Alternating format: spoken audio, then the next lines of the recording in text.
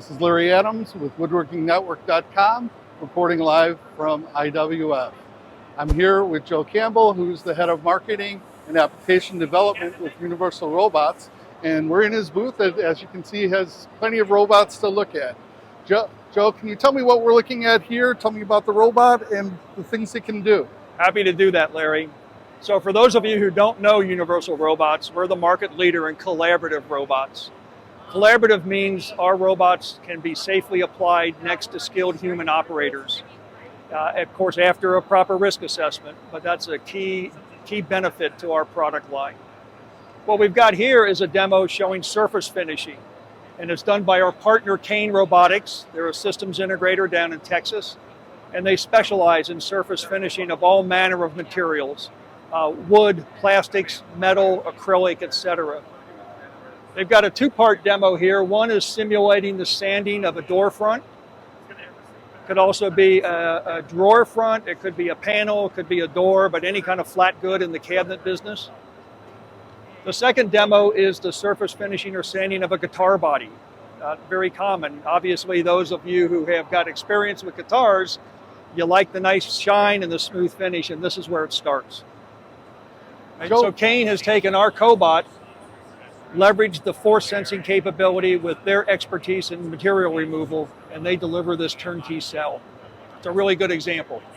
Joe, can you tell me a little bit about the collaborative aspect of it?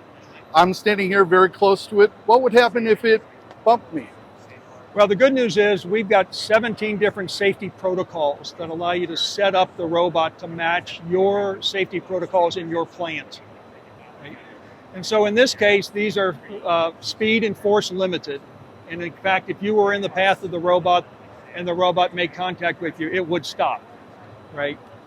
And that force is adjustable depending on the situation and the end of arm tool and the type of application that's going on, right? So that's how they're able to work within a confined space, a shared workspace with a skilled operator. It's obviously safe. I've been to many plants where these things might be surrounded by fences and lights that turn machines off. The traditional approach is to cage a robot heavily, which is not just expensive, but it takes up a lot of space. And in many shops, you don't have the luxury of moving your machinery or moving your equipment. You really want to apply the automation into the space that you have to work with. And this is where a cobot's just perfect. I think the other thing to point out is many of our solution providers actually build systems that are portable, right? Meaning they can be moved from one machine to the other depending on the production run for the day. If you're in a high mix, low volume business, like so many contract shops and job shops are, you don't know what your production mix is going to be tomorrow or next week. This gives you the flexibility to move the cobot where it's needed. It's like a tool. And with the various axes, you can do any side shape? Pretty much, right? You're obviously going to run out of work envelope eventually, but it's 6 axes, 6 degrees of freedom, very, very flexible approach. And what type of things, other than what you have on here now, what type of things can you install on this arm? Well, the good news is we've got a whole family of components and accessories, part of a program that we call UR+. And the best way to describe it is like the app store for our cobot. These are products that are tested and validated by UR to be compatible with our robot and controller and software. Now we've now got 387 products in the program. So here we're showing some end-of-arm tools for surface finishing, but we've got all manner of grippers and sensors and vision systems and robot tracks and bases, just about anything you can imagine at this point. What else can you tell me about some of the other products in the booth? Well, we've got 2 other interesting demos, I think. One is up here in the front, we have our hands-on demo cells, and we do this for every show. The other main feature about Universal Cobots is they're incredibly easy to program and set up. They're very easy to use. You don't have to be an automation expert or a robot programmer or anybody with significant experience. And what we like to do is have these demos so we can take people who don't know our product, put the teaching pendant in their hand and show them just how easy it is to program. Is it a self-learning type of product? It's almost self-learning. We actually have an online academy, no charge, and it's got 14 core modules in the academy. And in about 2 hours, 2.5 hours, you can master the fundamentals of programming and operating our cobots.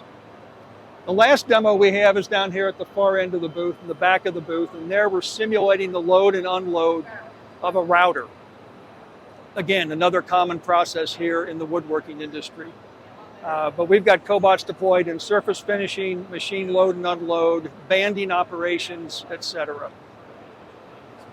And could you tie different robots into one production process, or do you typically just do one robot per process? Really depends on how much pain you're having in production. We've seen it done both ways very successfully.